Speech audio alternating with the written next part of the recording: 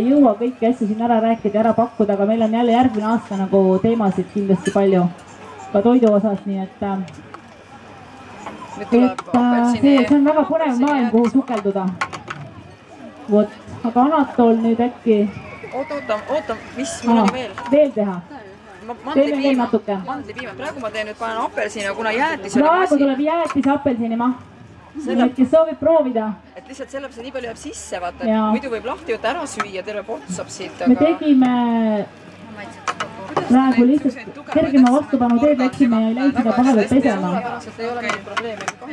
Praegu seal on banaani jäätise, mustastele jäätise apelsini maha. Ei, see ongi nüüd see, mida... Ütle nüüd veel, et vaat see on nüüd see, millest me leibu teeme.